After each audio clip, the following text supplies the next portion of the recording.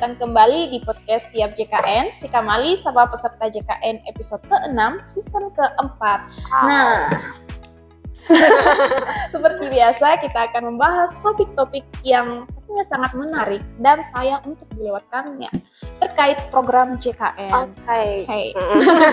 Cocok ya. Jadi hari ini kita akan bahas tentang pendaftaran bayi baru lahir dalam program JKN. Nah, sudah tahu kan kalau bayi yang baru lahir itu harus segera didaftarkan agar mendapatkan jaminan kesehatan sejak lahir. Nah, untuk itu kita sudah kedatangan narasumber spesial yang tentunya sangat informatif, yang pasti Sobat JKN sudah tidak asing lagi dengan beliau ini. Selamat datang kembali Kak. Mungkin bisa perkenalkan diri.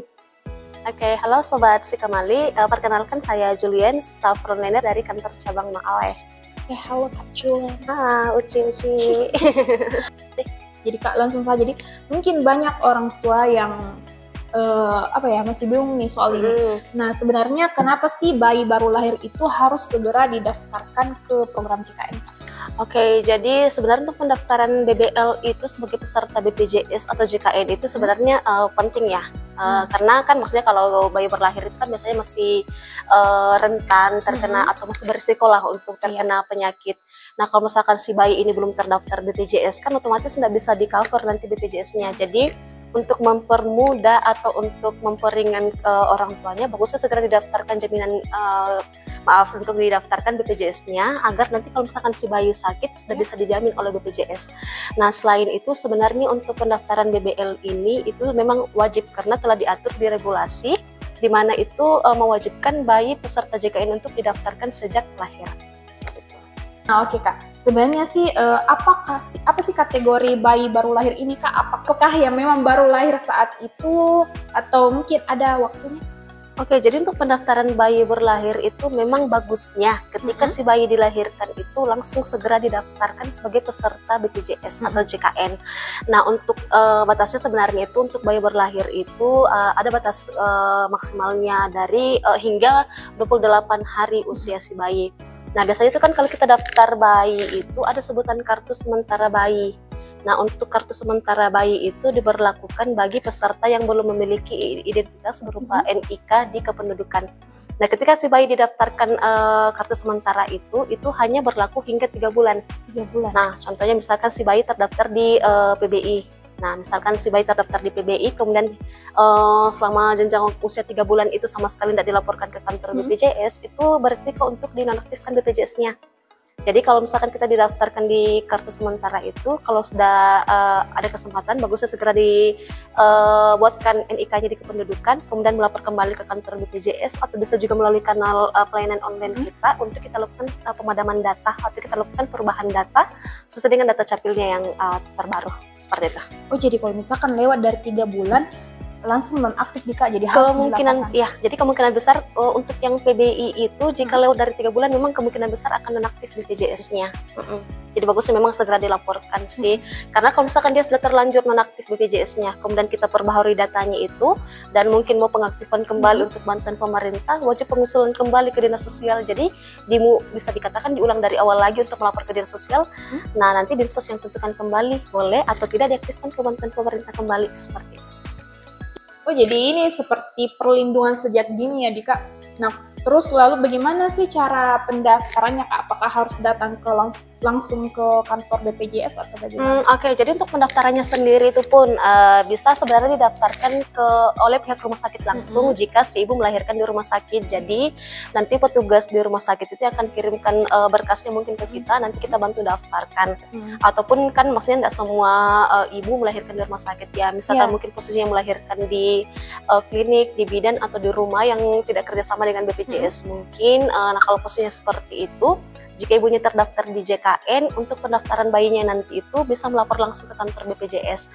Tinggal lampirkan saya kartu keluarga ibu atau ke orang tuanya, nanti kami bantu daftarkan. Namun selalu melalui kantor BPJS, bisa juga melalui kanal online kita. Yang bermanfaat sekali memang kanal online kita, jadi tidak usah repot-repot ke kantor kan. Jadi kan lewat online saja dari rumah, bisa lewat mobil JKN, bisa juga melalui care center, atau bisa juga lewat Pandawa. Jadi tinggal perlihatkan saya identitasnya, nanti kita prosesnya via online juga. lebih gampang lagi Dika. Lebih gampang, betul sekali. Nah Kak, jadi sebenarnya semakin mudah untuk daftarkan bayi. Nah, Betul. pertanyaan yang sering muncul nih Kak, apakah bayi yang belum punya NIK ini apakah bisa didaftarkan? Untuk kasus di mana si bayi belum memiliki NIK itu sebenarnya tetap bisa kita daftarkan sebagai peserta JKN. Kembali lagi yang saya jelaskan tadi, itu kan batasnya itu hingga 28 hari setelah si bayi dilahirkan wajib didaftarkan BPJS. Nah, misalkan itu kan ada sebutannya kartu sementara bayi. Jadi itu kartu sementara bayi itu memang diterbitkan bagi si bayi yang belum memiliki NIK. Yang tadi, yang kalau kita belum punya NIK itu bisa didaftarkan BPJS, tapi BPJS itu sebutannya kartu sementara bayi, kartu BBL. Nah, itu berlaku hingga 3 bulan usia bayi.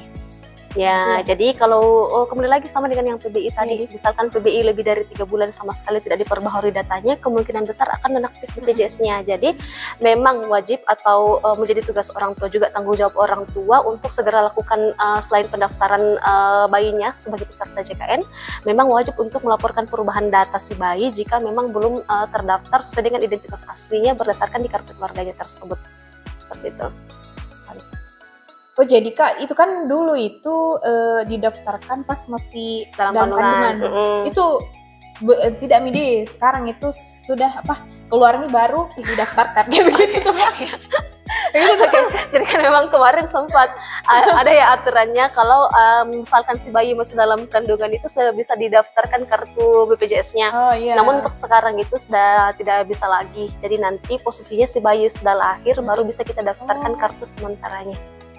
Nah Kak, kalau misalkan bayi yang lahir prematur ini yang harus dirawat di NICU ini, apakah biasanya ditanggung juga BPJS Kesehatan Kak? Oke, jadi seperti ini memang. Jadi kan misalkan si bayi itu dilahirkan kemudian mungkin sehat-sehat, itu kan dia bisa ikut dengan BPJS dari ibunya. Tapi misalkan butuh penanganan seperti ini, itu kan bisa disebutkan di rawat pisah dengan ibunya. Kalau dirawat pisah dengan ibunya itu memang wajib si bayi didaftarkan ke JKN agar bisa di cover BPJS untuk penanganannya nanti.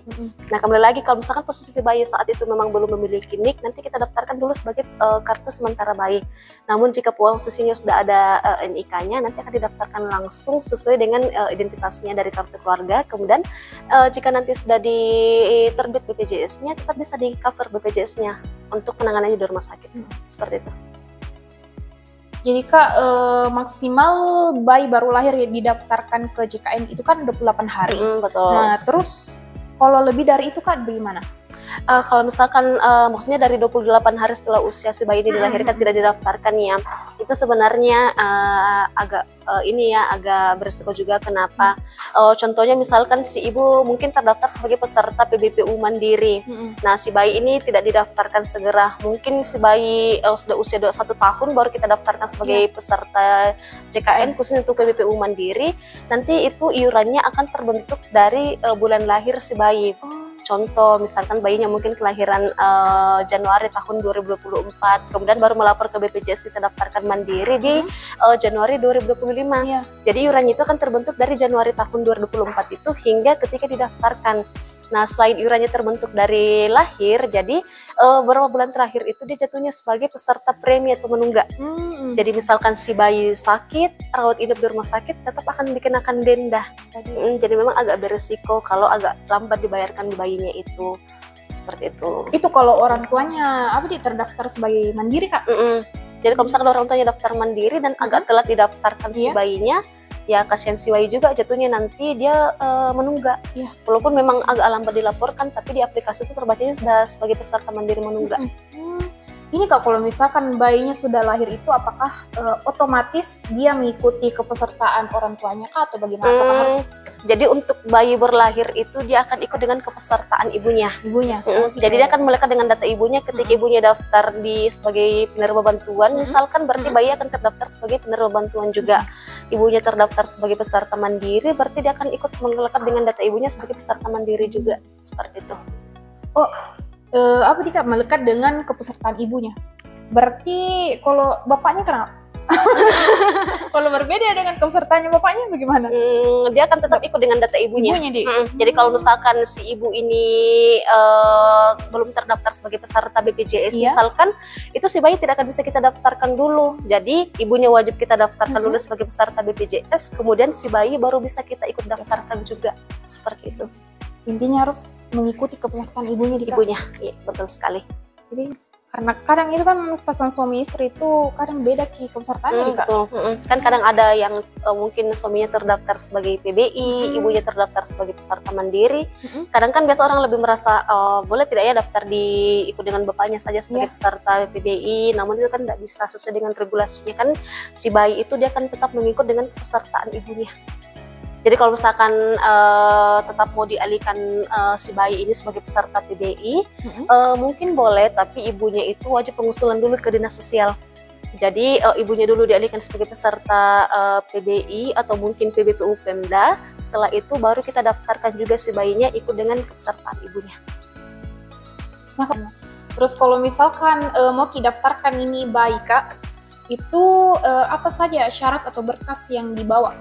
Kalau misalkan mau ke kantor cabang atau pas mau di mobil JKN atau di Pandawa itu apa saja berkasnya? Sebenarnya kalau terkait dengan berkas untuk pendaftaran bayi baru lahir itu poin utamanya itu sudah valid dulu nomor NIK-nya di kependudukan. Karena kalau misalkan si bayi belum terdaftar di kependudukan di Capil itu kan kita juga tidak bisa daftarkan ya. Karena kan nanti tidak bisa kita validasi datanya. Jadi poinnya itu kalau kita mau daftarkan baik sebagai peserta PBI, PBPU Pemda, atau mungkin PBPU Mandiri atau tanggungan PPU, misalkan itu pertama itu memang kartu keluarga atau lahir si bayi. Dan nanti tuh berkas lainnya menyusul sesuai dengan kepesertaan ibunya. Misalkan ibunya daftar sebagai peserta mandiri ya berarti buku tabungan dan lain-lain. Misalkan orang tuanya PPU PNS mungkin, jadi kan kita butuh seperti biasanya KP4 atau slip gajinya, seperti itu. Kalau misalkan ibunya PBI ya cukup lampirkan kartu keluarga saja atau KTP-nya. Itu akte kelahiran Kak, itu diterbit kalau ada milik gimana? Jadi biasanya diterbitkan itu akte kelahiran kalau ada milik tak. Jadi Kak, akhirnya kita sudah sampai di penghujung waktu nih. Waduh, jadi asik sekali ya. sangat sangat luar biasa sekali ya. Iya, oke. Ini. Jadi ini mungkin bisa jadi pelajaran juga untuk Uci. Mungkin nanti kan Uci juga calon ibu ya. Kita juga kan. Oke Kak, mungkin ada closing statement yang Kakak ingin sampaikan kepada Sobat JKN yang berada di luar sana. Oke, Sobat JKN, pesan saya untuk kita semua, mungkin bagusnya jangan ditunda ya untuk pendaftaran bayi berlahirnya sebagai peserta JKN. Kenapa? Karena itu kan merupakan investasi jangka panjang ya untuk kita semua. Kalau kita sudah terdaftar di JKN kan kita tidak perlu pusing lagi ya pikir terkait dengan iuran, apalagi kalau kita sakit. Jadi itu kan untuk mempermudah kita semua. Selain itu saya juga mungkin bisa juga untuk kita semua, jangan lupa juga untuk memanfaatkan layanan pendaftaran yang sudah serba digital ini biar kita lebih mudah dan praktis untuk mengakses layanan JKN. Sekian. Luar biasa. Luar biasa ya. Jadi oke, mantap, terima kasih banyak Kak pada Julian atas informasinya ini. Nah, jadi semoga Sobat JKN di rumah makin paham ya betapa pentingnya mendaftarkan bayi yang baru lahir. Oke Sobat JKN, sampai di sini dulu episode kita hari ini. Dan jangan lupa untuk menyaksikan video kami lainnya di YouTube si Kamali Solata. Oke. Sampai jumpa di episode selanjutnya. Bye-bye.